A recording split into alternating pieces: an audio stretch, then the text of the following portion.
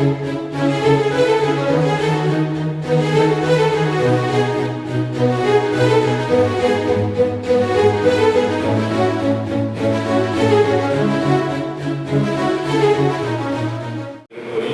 capítulo 13, o verso em diante. Amém? Ainda que eu fale a língua dos homens, ainda que eu fale as línguas dos homens e dos anjos, e não tiver amor, serei como o sino que ressoa ou como o prato que retine. Ainda que tenha o dom de profecia e saiba todos os mistérios e todo o conhecimento e tenha uma fé capaz de mover montanhas, se não tiver amor, nada serei. Ainda que eu dê aos pobres tudo que possuo e entregue o meu corpo para ser queimado, se não tiver amor, nada disso me valerá. O amor é paciente, o amor é bondoso, não inveja, não se vangloria, não se orgulha, não maltrata, não procura ter seus interesses, não se ira facilmente, não guarda rancor.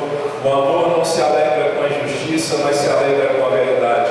Tudo sofre, tudo crê, tudo espera, tudo suporta. O amor nunca perece, mas as profecias desaparecerão, as línguas cessarão, o conhecimento passará, pois em parte conhecemos e em parte profetizamos. Quando, porém, vier o que é perfeito, o que é imperfeito desaparecerá. Quando eu era menino, falava como menino, pensava como menino e raciocinava como menino. Quando me tornei homem, deixei para trás as coisas de menino. Agora, pois, vemos apenas um reflexo obscuro, como em espelho, mas então veremos face a face.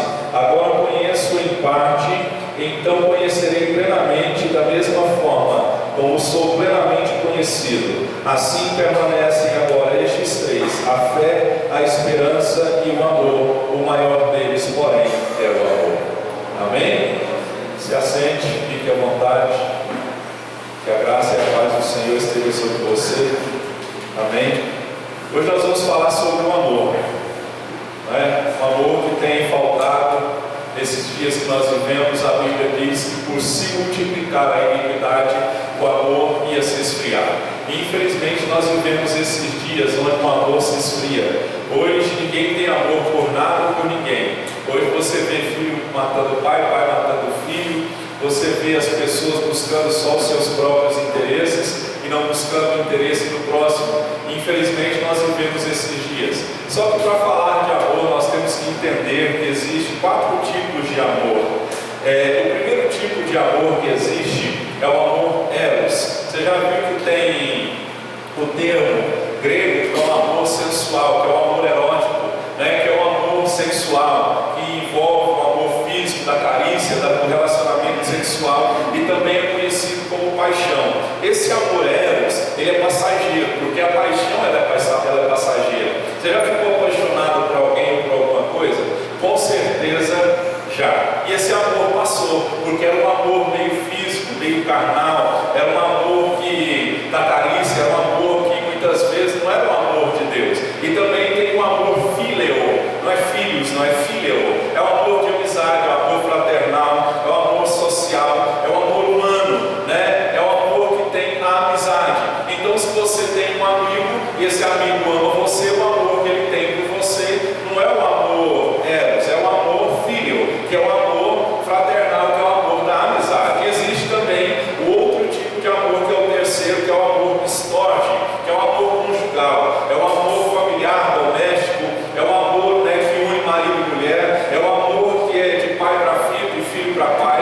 Esse é o terceiro tipo de amor. Mas hoje nós queremos falar sobre o amor de Deus, que é o amor ágape. Desses três, este é o maior amor, porque ele tem origem do próprio Deus. Nós lemos em João, diz a Bíblia, que Deus amou o mundo de tal maneira que deu o seu Filho unigênito.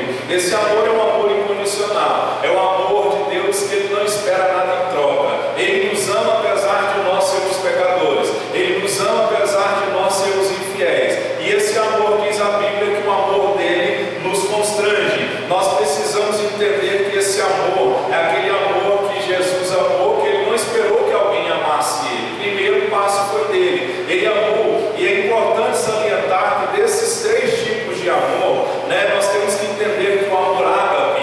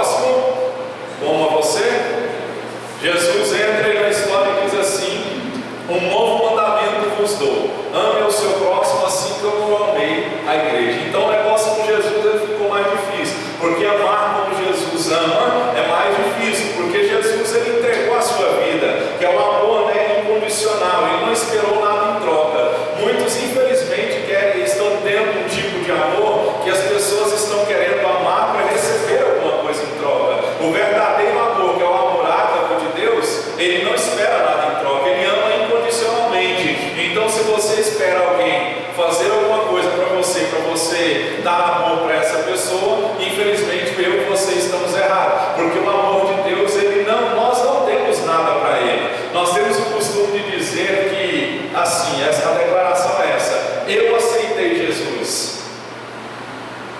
A minha Bíblia diz que não fui eu quem escolhi ao Senhor, foi Ele que me escolheu.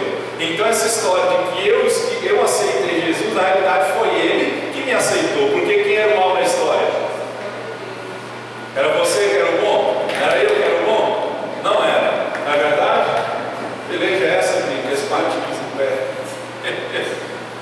Amém? Então nós vamos falar sobre o amor, que é o maior de todos os mandamentos. Olha aqui para mim, vamos começar de novo. Feche os seus olhos. Eu não gosto de pregar e você está disperso. Usar a guitarra, retorno para mim. Vou começar tudo de novo. Tudo que eu falei aqui você vai ouvir. Amém? Feche os seus olhos, por gentileza. Se tem alguma coisa que te inquieta, que te incomoda, em nome de Jesus vai cair por terra. Amém? Então feche os seus olhos em nome de Jesus. Pai nosso que estás no céu, Tu és santo, Tu és poderoso. Em nome de Jesus, hoje nós vamos falar sobre o amor. E o amor do Senhor é um amor incondicional. Por isso, em nome de Jesus, eu te peço que o Senhor faça a nossa alma se aquietar, faz a nossa mente voltar ao descanso do Senhor. Tira, Deus, toda inquietação, toda preocupação, toda ansiedade que atrapalha o seu povo de ouvir a sua palavra. Quebra, Senhor, as cadeias em nome de Jesus, e que o seu nome seja glorificado através desta mensagem, em nome de Jesus. Amém? Pai do Senhor. Amém? Vamos começar de novo, né? O amor, o maior de todos os mandamentos. Temos 4 tipos de amor, você vai ouvir de novo. O amor eros, que é o amor sensual, o amor carnal, erótico, que é como paixão, né? E temos também o amor filho, que é o amor amizade, o storge, que é o amor conjugal, e o ágape, que é o amor de Deus. Então nós temos que aprender que o maior mandamento é o amor. Será que nós temos amado como Cristo mandou nos amar? Será que nós temos nos entregado ao outro como Cristo nos mandou nos entregar? E a gente pode ver, eu estudando esse capítulo, né? É um dos textos, é um dos capítulos que mais sofrem distorções na palavra de Deus com relação à sua interpretação em toda a Bíblia. Porque muitos têm esse 1 Coríntios capítulo 3 falando do amor, e fora do contexto dele, ele se torna simplesmente um sermão sentimental. Ele fala simplesmente pode ser uma canção de amor. Se usa muito esse capítulo de 1 Coríntios 3 para fazer casamento, né? Eu já fiz muitos casamentos baseados nesse capítulo 13, até o casamento da Yara, do Rodrigo, se eu não me engano, foi 1 Coríntios capítulo 13, né? E a gente tem que entender que texto fora do contexto é princípio de heresia. Muitas vezes nós entendemos que nós não podemos pegar textos isolados da Bíblia e construir nossa fé sobre só um versículo da Bíblia, porque muitas vezes nós pegamos, eu sempre digo, nós pegamos na Bíblia só aquilo que nos interessa. A gente pega quando é aquele versículo assim, não, a gente acha que não é Deus falando, mas quando é aquele versículo assim, não temas porque eu sou contigo, a gente pega aquele versículo para si próprio, e a gente não pode pegar um versículo isolado da Bíblia e construir a nossa fé somente em um versículo. Nós temos que entender o contexto da história, e aqui a gente pode ver que há uma distorção quando as pessoas leem 1 Coríntios 13, porque Paulo, quando ele escreveu esse capítulo 13, ele estava tratando de problemas que a igreja de Corinto estava passando. E sabe quais eram os problemas que a igreja de Corinto passava? Primeiro, o abuso do dom de línguas. Segundo, havia divisão na igreja. Terceiro, havia inveja dos dons que os outros tinham, ou seja, se um tinha um dom, o outro invejava o dom que tinha. Tinha egoísmo, tinha impaciência uns com os outros quando havia um ajuntamento público, quando tinha um culto público, e eles estavam tendo comportamentos que envergonhavam o Senhor. Por isso que Paulo disse, olha, vocês podem falar a língua dos anjos, falar a língua dos homens, profetizar, fazer o que for, dar sua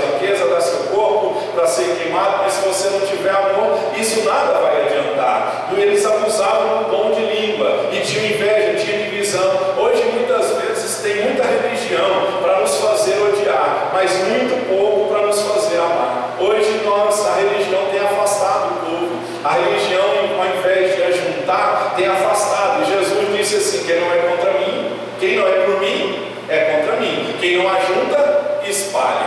E infelizmente muitos, pela sua religião, estão afastando as pessoas de Cristo e não estão ajuntando as pessoas para Cristo. Então nós temos que deixar nossos preconceitos de lado e passar a amar a pessoa. Então os dons espirituais, eles são importantes, mas se eles não são ministrados por amor e em amor, eles vão se tornar inúteis e até destrutivos. E é o que tem acontecido hoje. As pessoas têm se desculpado e vestido uma capa de que é espiritual demais, só porque fala em língua, só que pula, grita, faz aquele negócio todo e acha que a pessoa é espiritual. Então a única maneira correta, eles são importantes. Eu quero que você entenda que os dons espirituais são importantes.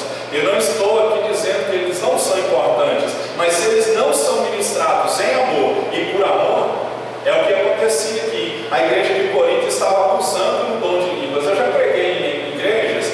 Você vai pregar, tem hora que o povo, a mente está tão condicionada a falar em língua, ou a falar aleluia, a falar glória a Deus, que a pessoa ela não percebe aquilo que o pregador está falando. Ele nem ouve o que está sendo pregado. Muitas vezes você está dizendo assim: ei, o diabo vai te matar, o diabo ruge como um leão, e a mente da pessoa está tão acostumada a dizer amém, aleluia, que quando você diz assim, o diabo vai te matar, o outro lá atrás diz assim, amém, aleluia, glória a Deus, e solta uma língua estranha, bem estranha. Tem línguas que são tão estranhas que nem o próprio Deus conhece a língua estranha. Então, eles estavam abusando do dom de línguas. Eu já fui em várias igrejas dessa forma. Aí o que eu faço quando a igreja é bagunçada desse jeito? Eu vou lá, prego 5 minutos, 10 minutos, entrego o microfone e vou embora. Porque não vai adiantar eu ficar pregando 1 hora, sendo que as pessoas ficam conversando, gritando e não prestam atenção no que está sendo falado. Nós temos que entender que a fé vem pelo ouvir, e ouvir a palavra de Deus. É por isso que eu aqui sou meio enjoado. Quando tem alguém andando demais, conversando demais, tirando a atenção do outro, eu logo dou uma olhada. Se não percebeu, se não atentou, eu chamo pelo nome, porque o mais importante aqui é a palavra. Então nós temos que entender, a única forma de se usar os dons espirituais da maneira correta é ter um amor como motivação. Porque hoje em dia tem muitas pessoas que usam dons para ganhar dinheiro. Tem muitas pessoas que usam dons para segurar a pessoa na igreja. Então nós temos que entender que nenhum dom, nenhuma qualidade que a pessoa possa ter, se ela não tiver amor, não tem valor nenhum. Porque o amor é um sistema, vamos dizer assim, circulatório do corpo de Cristo. Se não tiver amor no meio da igreja, se não tiver amor nas nossas atitudes uns para com os outros, a nossa atitude vai ser vazia. É como a Bíblia está dizendo aqui, é como o sino que retine ou como o prato que ressoa, Então nós temos que entender que não tem valor nenhum. Então, 1 Coríntios capítulo 13, quando Paulo escreveu, ele estava tratando de problemas na igreja, como divisão, como abuso dos dons, a inveja, o egoísmo, a impaciência, Eles estavam meio que brigando entre si. E nós temos que aprender que a superioridade do amor. O apóstolo Paulo aqui, ele está falando sobre a superioridade do amor sobre os dons espirituais. Ele está ressaltando que sem amor, o exercício dos dons não é nada. Fala para o seu irmão, você pode ter todos os dons, mas se você não tiver amor, não serve para nada.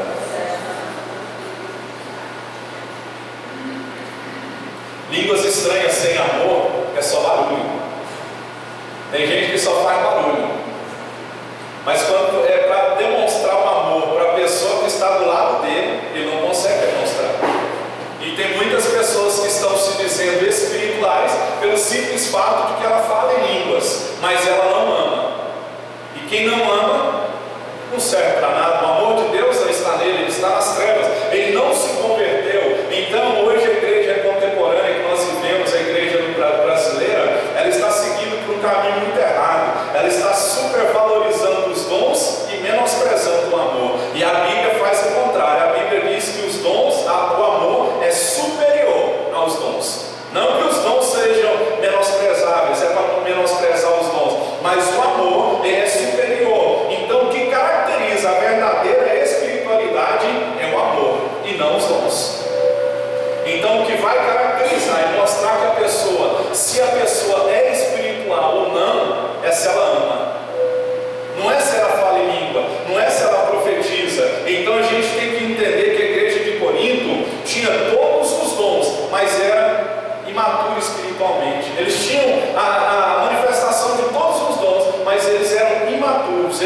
tinham maturidade espiritual. Tanto é que Paulo diz aqui no verso 11: quando eu era menino, falava como menino, pensava como menino e raciocinava como menino. Quando me tornei homem, deixei para trás as coisas de menino. Então, o seu irmão está na hora de você crescer, não é? Está na hora de crescer. Menino busca as coisas de menino, e a Bíblia diz que leite é para menino, mas o alimento sólido é para gente que tem maturidade. E infelizmente pessoas imaturas acham que têm um dom, e às vezes até tem, Deus deu um dom para elas acham que elas são superiores a outro. Não, ela continua sendo pecador como qualquer uma outra. Eu fico vendo as pessoas, por não conhecer a verdade, às vezes vem alguém, um pastor, seja lá qual cargo que a pessoa tem, ela começa a falar em línguas, né, e começa aquele trem todo, e os outros olham assim como se aquilo fosse coisa do outro mundo, e como se aquela pessoa fosse mais espiritual do que aquela que não fala em língua. E aí as pessoas supervalorizam, mas o amor ele é superior. Então a gente pode ver aqui, um cristão maduro, ele é conhecido pelo fruto do Espírito. Isso aqui é importante. Um cristão maduro é conhecido pelo fruto do Espírito e não pelos dons do Espírito. Vou ler novamente. Um cristão maduro é conhecido pelo fruto do Espírito, que está em Gálatas 5, e não pelos dons do Espírito. Frutos do Espírito, amor. Pensa numa laranja. Laranja, pensa numa laranja.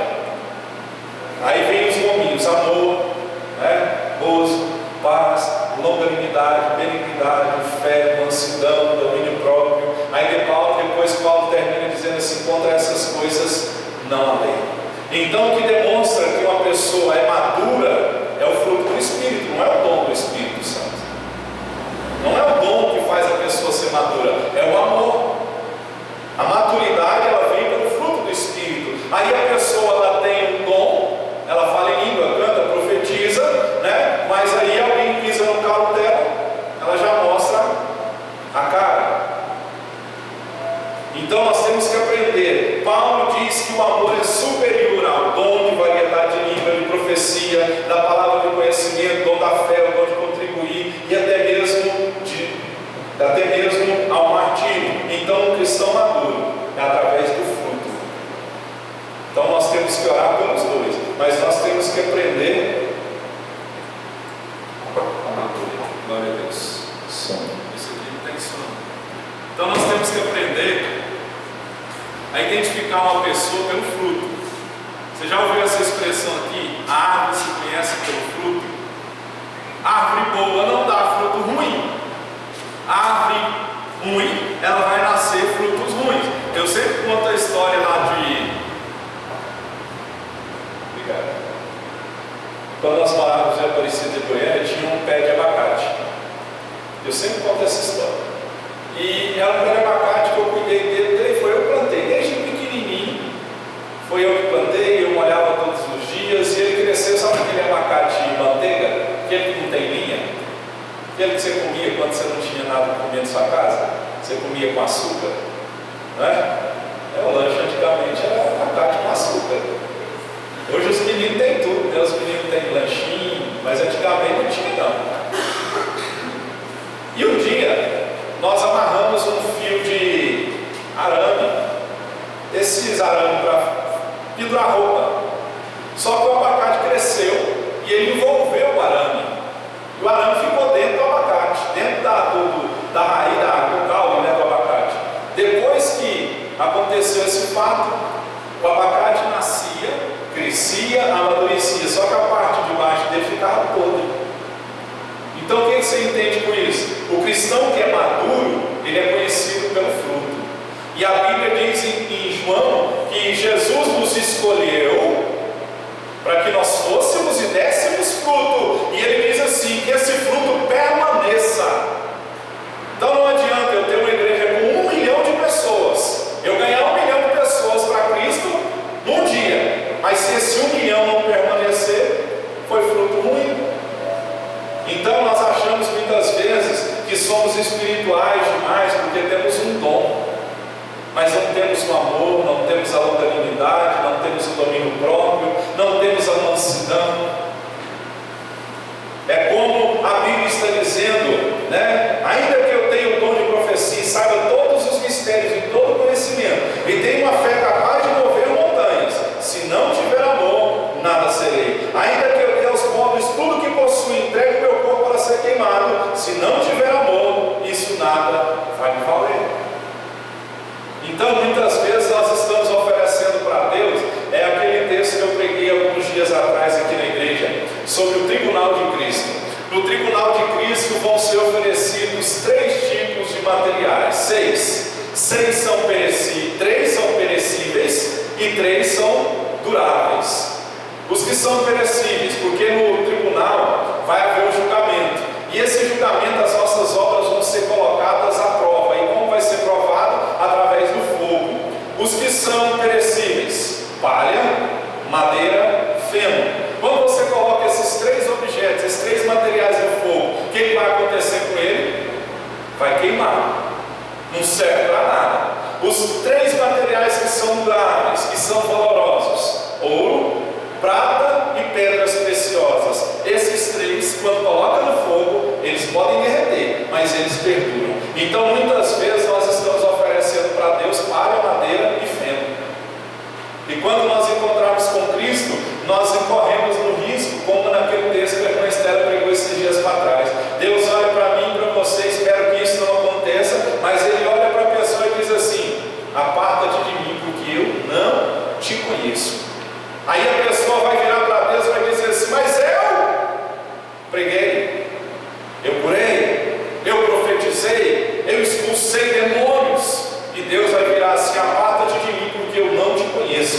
Eu ouvi um pregador falar sobre isso, ele disse algo interessante. Ele diz assim: olha, essa pessoa que Deus vai virar para ela, ela nunca conheceu a Deus, porque Deus nunca conheceu ela. São pessoas que estão dentro da igreja e Deus não conhece ela, porque ela não se converteu.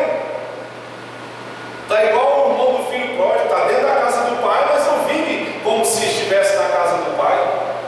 Aí vai chegar o tempo onde nós vamos ser julgados e nós vamos oferecer o que para o Senhor? Porque nós estamos supervalorizando os dons e deixando o amor de lado.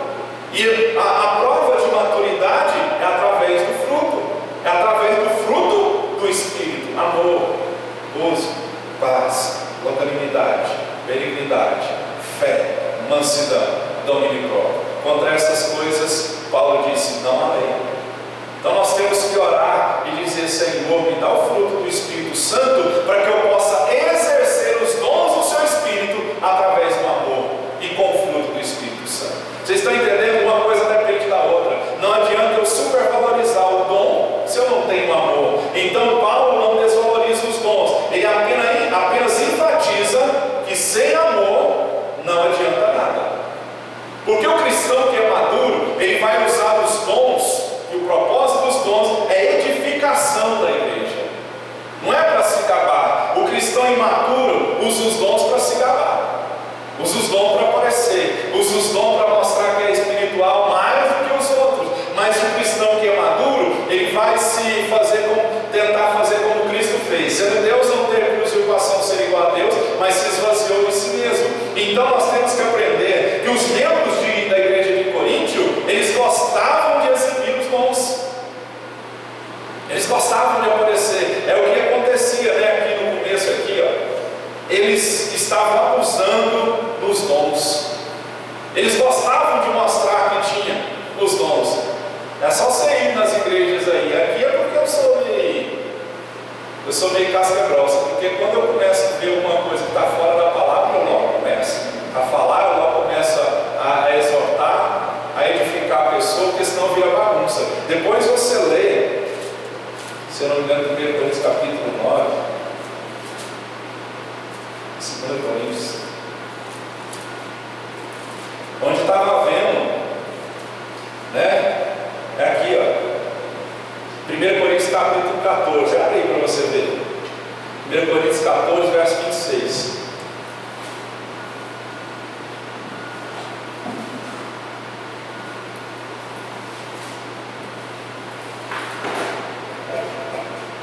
Acharam? Portanto, a ordem no culto, estava tendo bagunça no culto. Diz assim: Portanto, que diremos, irmãos? Quando vocês se reúnem, cada um de vocês tem um salmo ou uma palavra de instrução, uma revelação, uma palavra em uma língua ou uma interpretação. Tudo isso seja feito para a edificação da igreja. Ele não diz para não fazer, mas para ser a edificação da igreja. Verso 27. Se porém alguém falar em língua, deve falar 2, no máximo 3, e alguém deve interpretar. Se não houver intérprete, fique calado na igreja, falando consigo mesmo e com Deus. Tratando-se de profetas, falem 2 ou 3, e os outros julguem cuidadosamente o que foi dito. Se vier uma revelação a alguém que está sentado, cale-se o primeiro, pois vocês todos podem profetizar, cada um por sua vez, de forma que todos sejam instruídos e encorajados. Preste atenção nesse versículo. O verso 32. O espírito dos profetas está sujeito aos profetas, pois Deus não é Deus de desordem, mas de paz. Paulo matou a charada aqui. Estava tendo bagunça no culto. Um gritava, um pulava, um falava, e ninguém terminava o culto, ninguém entendia nada. Aí Paulo diz assim: olha, vocês podem fazer tudo isso, mas com ordem, com decência, para a edificação da igreja. E também o espírito dos profetas é sujeito aos profetas. Não é o espírito de Deus, porque Deus não vai se sujeitar a ninguém. Fala para o seu irmão, baixa a bola, que Deus não vai sujeitar a você não. Viu? Porque muitas pessoas dizem assim: o espírito é sujeito ao profeta, mas não presta atenção que tem o espírito dos profetas. Aí isso cria uma heresia. Aí as pessoas vão entender assim: mas o espírito é sujeito a mim, então o Espírito Santo tem que fazer o que eu quiser. Vai, mexe com ele, fala para ele fazer o que você quiser, na hora que você quiser, vai dar um chicote. O espírito do profeta é sujeito ao profeta. O que Paulo está dizendo aqui? Ei, na hora de profetizar você pode se controlar, na hora de orar você pode orar tanto baixo quanto alto. Você se controlar, você tem domínio, não é uma possessão. Porque as pessoas às vezes elas confundem: nossa, está cheio do Espírito Santo, não consigo me controlar. Esse versículo aqui mostra que consegue. Porque a Bíblia está dizendo que o espírito do profeta é sujeito aos profetas. Aí ele fala assim: Deus não é Deus de desordem, de bagunça, mas de paz. Eu sempre digo assim: onde tem confusão, Deus não está no meio. Tem confusão, ó, passa um linguajar mais claro, sai fora, senão sobra para você. Tem confusão, irmão, envolve Bíblia, envolve igreja. Não entra no meio não, vai sobrar para você, você vai sair prejudicado e mal falado, e ainda vai sair como rebelde. Então não entre no meio de rebeldia, de confusão, como aqui estava vivendo. Então a igreja de Coríntios, eles estavam exibindo os seus dons. Eles exibiam os seus dons, mas não estavam interessados em servir uns aos outros e edificar a igreja. O que é isso? É o que fala em língua, profetiza, grita, deita e rola, mas quando você precisa dele para servir para alguma coisa na obra, ele não vai. Vamos limpar a igreja, ele não aparece. Vamos distribuir cesta básica, ele não vai. Vamos evangelizar, ele não vai. Porque ele gosta de aparecer, ele gosta de se gabar dizendo que tem um dom. Eles exibiam os dons, mas não estavam interessados em servir. E a Bíblia diz: maior é o que? Melhor dar do que receber. Então não adianta ter os dons e não servir. É vazio, não tem, né? Eles estavam usando os dons de forma indevida, porque a igreja estava em divisão. E a falta de amor divide igreja, falta de amor divide família, falta de amor divide empresa, divide nações. E o que tem acontecido hoje é falta de amor na sociedade que nós estamos vivendo. Falta-nos amor. Por isso nós temos que orar pedindo ao Senhor amor. Então a igreja estava dividida porque havia falta de amor. Eles não estavam conseguindo amar uns aos outros. E Jesus disse assim em Mateus 12:25: Jesus, conhecendo os seus pensamentos, disse-lhes: todo reino dividido contra si mesmo será arruinado, e toda cidade ou casa dividida contra si mesmo não subsistirá.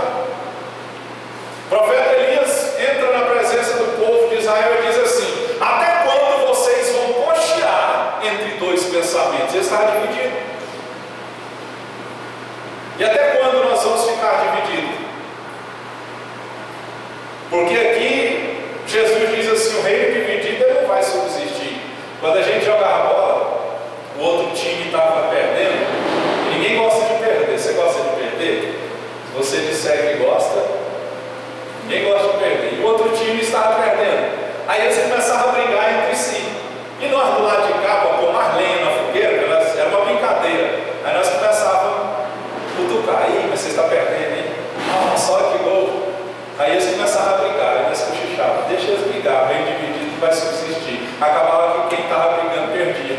É assim, irmão, quando a briga se perde, então nós temos que aprender que o reino dividido, a casa dividida contra si mesmo, não subsiste. Você já viu casamento dividido, família dividida? Não vai subsistir, não vai levar a lugar nenhum. E hoje em dia está acontecendo muito isso. Então pregar sem amor, orar sem amor, é apenas barulho. Não é de se admirar que Jesus pergunte para Pedro assim 3 vezes: Pedro, tu me amas? Senhor, o Senhor sabe que eu te amo. Pedro, tu me amas? Pedro, tu me amas? Aí Jesus vira para ele e diz assim, e ele fala: Senhor, o Senhor sabe que eu te amo. Então vai, apacenta as minhas ovelhas. Mostra, amor é demonstrar. Fala para o seu irmão: amor é demonstrar. Amém? Então nós temos que aprender que o amor é superior aos dons. É o amor que enriquece os dons. Então nós somos instruídos a amar uns aos outros. Deus nos ensinou a amar enviando o seu Filho. Abre aí comigo, para você não dormir. 1 João 4,19. Dorme não. 1 João 4,19.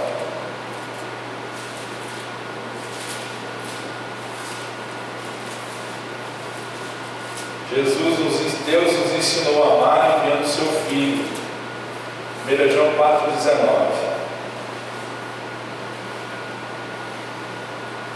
Já? Diz assim: nós amamos porque Ele nos amou primeiro. Nós amamos porque Ele nos amou primeiro.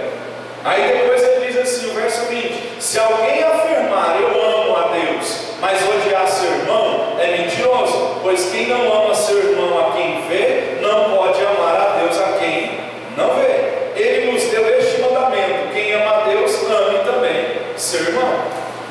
Não adianta eu vir para a igreja, levantar a mão e dizer: Deus, eu te amo, mas odeio meu irmão. Então nós temos que aprender a amar como Jesus nos amou. Então Provérbios 9,12 diz assim: o ódio provoca briga, mas o amor perdoa todas as ofensas. O ódio provoca briga, Provérbios 9,12, mas o amor perdoa todas as ofensas. Então nós temos que perdoar, amém? Então a medida do amor é amar sem medida, ame sem medida. Mas volto a dizer, não é o amor eros carnal, é o amor ágape, amém?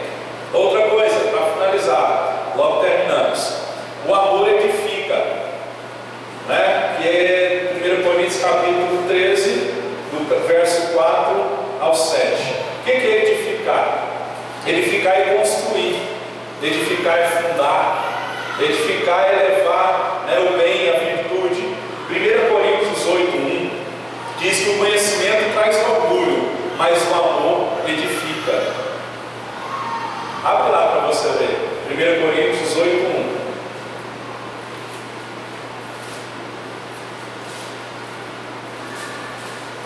1 Coríntios 8:1. O conhecimento traz orgulho, mas o amor edifica. E como eu já vos disse, o propósito do amor, o propósito dos dons, é a edificação da igreja. Essa edificação aqui é não pensar em si mesmo, mas pensar no outro. E edificar exige amor. Nós temos que aprender que quando os coríntios se reuniam, eles tinham impaciência uns para com os outros. Se você olhar no texto da ceia, ali eles ceiavam de forma bagunçada. Mas vamos ver a impaciência dos coríntios. 1 Coríntios capítulo 14, verso 29.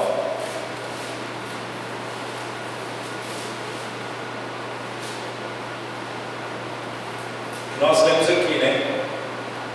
Tratando-se de profetas, falem 2 ou 3, e os outros julgando cuidadosamente o que foi dito.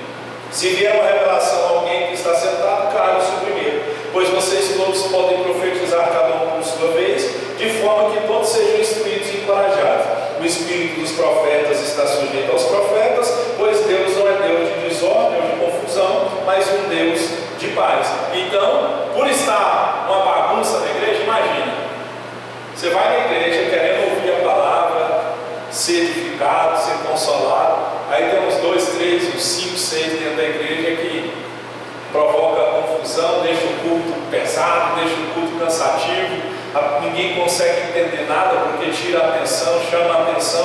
Então nós temos que aprender que o amor ia dar longanimidade para a igreja de Corinto, e é isso que nós precisamos, ser mais longânimos.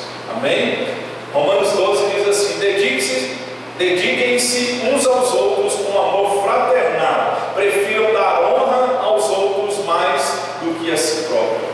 Então nós temos que dar honra ao outro mais do que a si próprio, e nós podemos ver que o amor verdadeiro, ele não se ressente do mal. O que é ressentir do mal? Presta atenção na frase, ressentir. Ressentimento é você ressentir algo que você já sentiu lá atrás. Você vai ter um ressentimento, você vai sentir novamente. E esse ressentimento, não se ressentir do mal, significa guardar o registro de ofensa. Fala para o seu irmão, você tem um caderninho anotado as ofensas? Você tem? O pastor Paulo Duarte diz assim: quando você chegar em casa e sua mulher olhar para você meio de rabo de olho, meio com a cara feia, você logo pergunta assim: o que eu fiz? Ou então, o que eu deixei de fazer? Né?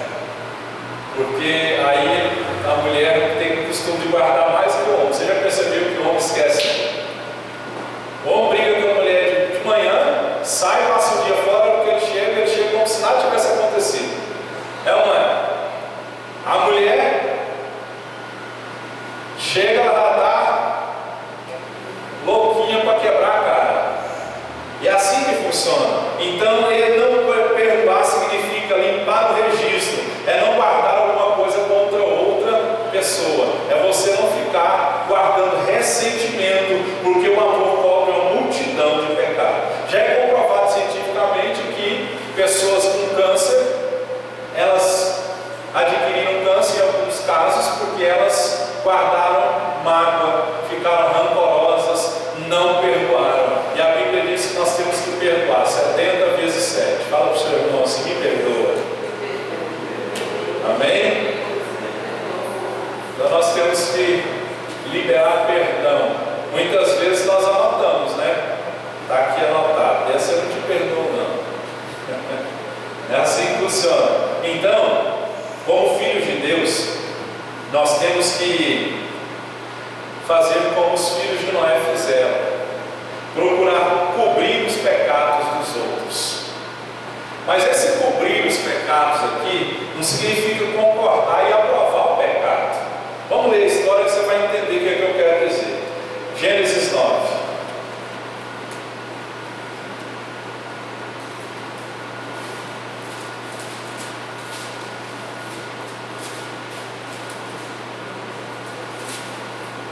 Gênesis 9,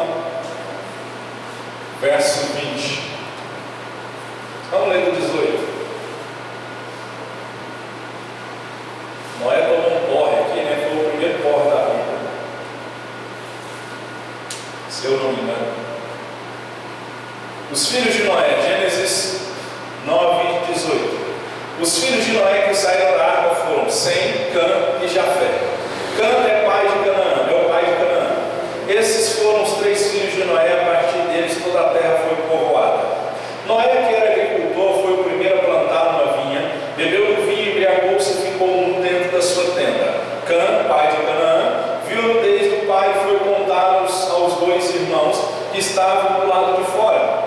Mas Sem e Jafé pegaram a capa, levantaram-na sobre os ombros e, andando de costas para não verem a nudez do pai, cobriram-no. Quando Noé acordou do efeito do vinho e descobriu que o seu filho caçula lhe havia feito, disse: Maldito seja Canaã, ou Cã, escravo de escravos será para os seus irmãos. Disse ainda: Bendito seja o Senhor, o Deus de Sem, e seja Canaã seu escravo. Amplie Deus o território de Jafé, habite ele nas tendas de Sem, e seja Canaã seu escravo. Depois do dilúvio, Noé viveu 350 anos, viveu ao todo 950 anos e morreu. Então Noé plantou uma vinha, fez um vinho, tomou uma, ficou bêbado e ficou, diz a Bíblia que ele se embriagou tanto, entrou para a tenda dele e ficou nu. Cã pegou, foi lá, olhou, e ao invés de ficar em silêncio e fazer como os outros dois irmãos dele fizeram, cobrir a nudez do pai, ele preferiu falar do pecado do pai. É o que acontece hoje na igreja. Se alguém cai no pecado, ao invés da pessoa estender a mão para ajudar, a igreja prefere espalhar o pecado. Aí fica um ligando para o outro, hoje na era do WhatsApp, aí fica um mandando mensagem, vou escrevendo: você viu o que o fulano de tal fez? Você viu o que o pastor fez? Você viu o que o irmão da igreja fez? Nós temos que aprender como amar e cobrir o pecado. Esse cobrir não é concordar e aprovar o pecado da pessoa. Significa que nós temos que ajudar aqueles que caíram no pecado. Então, se o seu irmão caiu no pecado, a Bíblia diz assim: aquele que está de pé, cuidado para não cair. Cair é no homem, levantar é de Deus. Cai 7 vezes, o Senhor o levanta. Então, se porventura alguém perto de você cair no pecado, fizer alguma coisa que desagrada ao Senhor e a sua palavra, não espalhe como Cã fez. Ele foi amaldiçoado. É o crente fofoqueiro. Ele não sabe guardar segredo de nada. Se eu fosse contar os pecados que a mim já foram confessados, você ia se assustar. Então, eu não saio espalhando para todo mundo. Imagina, você chega comigo hoje, termina o curso, você passou, preciso conversar com o senhor, tem um negócio aí que está me azucrinando, está me importunando, eu quero confessar o pecado. Aí, você confessa para mim, e eu não sei guardar segredo. No próximo culto eu pego o microfone. Eu sei que me contou uma história. A pessoa pode falar. Pode, isso não vai. Não sei, irmão, você não falou? Não sei. Uma história aí. Mas vamos um exemplo. A pessoa cai no adultério. Um exemplo. Ela confessa o pecado. No outro dia, no próximo culto, aponta o dedo para a pessoa: nós temos que conversar, você não pode ser não, porque você adulterou. O esposo e a esposa estão do lado. Vai dar um boró, vai dar uma confusão, vai dar uma humilhação. Não é aprovar o pecado, não é concordar com o pecado da pessoa, é você segurar na mão dela e dizer: olha, você errou. A palavra de Deus diz assim, assim, assim: você está errado. Eu não estou aprovando o seu pecado, mas eu vou te ajudar em nome de Jesus. O que tiver ao meu alcance, eu vou fazer para te ajudar. Vou orar, vou chorar, vou rir com você, mas eu vou te ajudar em nome de Jesus, até que você consiga andar sozinho novamente. Isso é amor. Isso é amor. Não é apontar o dedo, não é espalhar a notícia, não é postar na internet, no Facebook, no WhatsApp. Hoje todo mundo quer filmar tudo. Eu tenho uma birra, uma ira do povo ir para a igreja e ficar aqueles pregadores que é mais conhecido, os cantores que é mais conhecido. O povo, ao invés de prestar atenção no que está sendo pregado, cantado, fica todo mundo lá. E vai ficar, não vai para o céu, porque não prestou atenção. Não prestou atenção. É o que eu falei esses dias para trás aqui. Hoje a pessoa está morrendo lá, teve um acidente. Primeira coisa que as pessoas fazem quando vê um acidente: filma toda a cena do acidente. Depois que ela filmou toda a cena do acidente, aí ela vai pensar se vai ligar para o bombeiro, para a polícia, para o SAMU para pedir ajuda. Falta de amor. falta de amor. Então, meu querido, se você ficar sabendo de uma história que alguém pecou, não saia contando para ninguém. Sabe por quê, irmão? Porque um dia pode ser eu, pode ser você. Um dia pode ser eu, pode ser você. Está de pé, cuidado para não cair. E aí, quando for a sua vez, se as pessoas te tratar como nós a tratamos, é por isso que a oração do Pai Nosso diz: Pai Nosso que está no céu, santificado seja o teu nome, venha aos nossos reinos, seja feita a tua vontade, perdoa as nossas ofensas, assim como nós temos perdoado. Como que Deus vai nos perdoar se nós não perdoamos? Então os filhos de Noé, Cã viu a nudez do pai e foi contar aos irmãos que estavam do lado de fora. Olha a atitude de amor.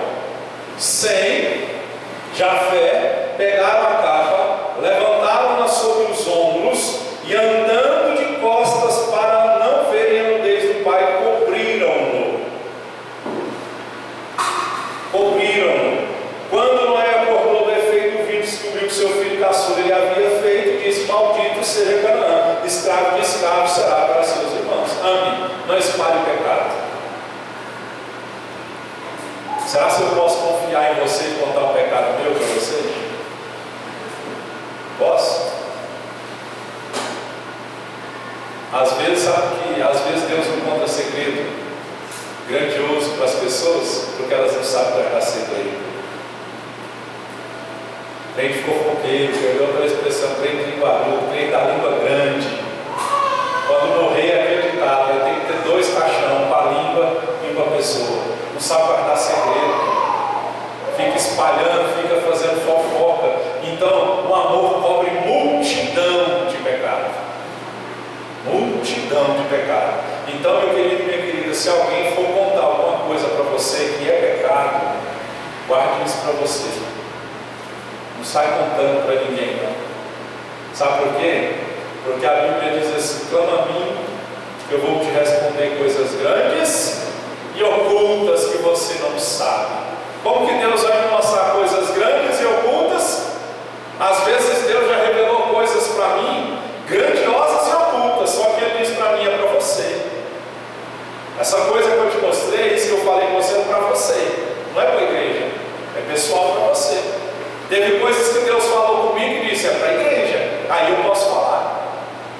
Mas pecado, irmão, cobrir, nós temos que cobrir o pecado dos outros. Volto a repetir: não é concordar, não é aprovar, significa ajudar aqueles que caíram no pecado. Se alguém caiu no pecado perto de você, estenda a sua mão, ajude essa pessoa, porque essa é o verdadeiro amor. Amém? Está acabando. Tem mais 5 minutinhos. Uma das qualidades, algumas qualidades do amor. O amor é paciente, benigno, é generoso, né? O amor não arde em ciúmes. O que é ciúme? Pergunta para o seu irmão: você é ciumento?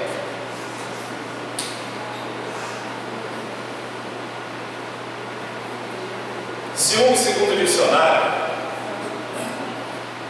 pela reação de vocês, muita gente ciumenta aqui. Sangue do Cordeiro. Vamos lá. Zelo, ciúme, segundo o dicionário, é zelo doentio e excessivo por alguém ou alguma coisa. É receio ou despeito de certos afetos alheios, não serem exclusivamente para nós. Inveja. O ciúme ele deve ser. Tem um ciúme, um lado do ciúme que ele é, vamos dizer assim, ele é bom. Que é aquele ciúme controlado, moderado, é aquele ciúme que se preocupa, é aquele ciúme que zela. Mas a Bíblia diz no verso 4 de 1 Coríntios, diz assim: o amor não arde em ciúme. Então eu posso ter aquele zelo controlado, moderado, mas arder em ciúme é algo perigoso.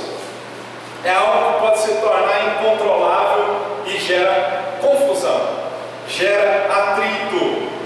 Então, se você é aquela pessoa ciumenta, e quando você fica com ciúme de alguém ou de alguma coisa, você chega a arder em ciúme, se olha assim, cuidado. Esse ciúme aí pode se tornar até um crime passional. Você pode matar alguém por causa de ciúme. Já viu acontecer isso? A pessoa, é porque eu amava. Mas que coisa louca, né? Você matar alguém que você ama não era amor, era um zelo doentio, um ciúme doentio. E também o ciúme, a falta dele, pode revelar descuido, falta de interesse, falta de amor e falta de preocupação. Então, 2 pesos, 2 medidas.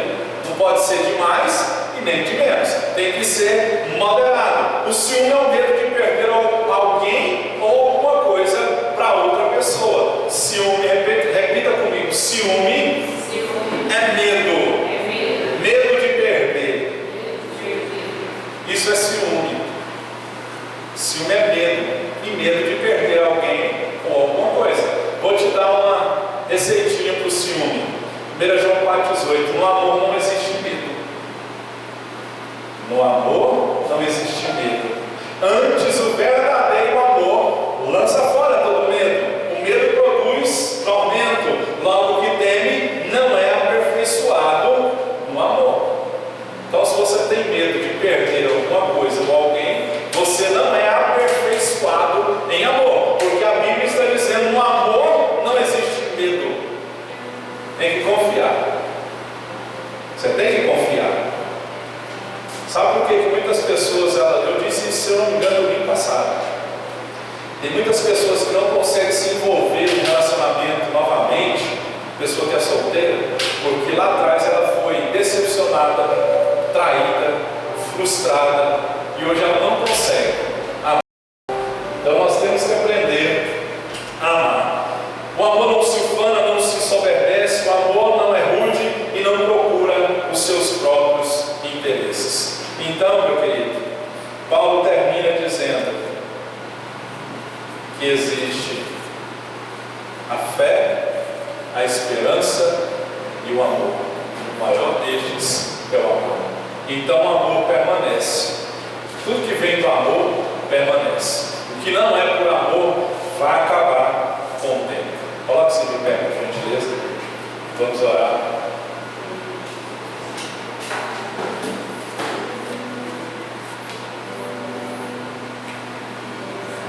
Então a igreja de Corinto enfrentava problemas. Abusavam dos dons, tinham divisões, egoísmo. E Paulo disse: olha, se vocês não tiverem amor, nada disso vai adiantar. O que nós vamos orar? Senhor, me ensina a amar, enche meu coração de amor. Que adianta ter riqueza? Adianta ter as coisas deste mundo? Carro, casa, dinheiro, tudo vai acabar. Só que o amor ele vai permanecer. Você já viu quando tem um cortejo fúnebre rumo ao cemitério? Você já viu atrás do cortejo, atrás ali do carro da funerária, onde está o caixão? Você já viu um caminhão de mudança levando os bens da pessoa? Fica. E fica para dar briga. É por isso que nós temos que valorizar as coisas que na realidade têm valor. É bom você ter um carro, é bom você ter casar, é bom você ter dinheiro, mas existe fé, esperança e amor. O maior deles é o amor. Amemos uns aos outros como Cristo nos amou. Amém? E o amor de Deus não é amar só quem te faz bem. O verdadeiro amor é você amar quem te faz mal, quem te persegue, quem zomba de você, quem calunia você, quem duvida da sua fé.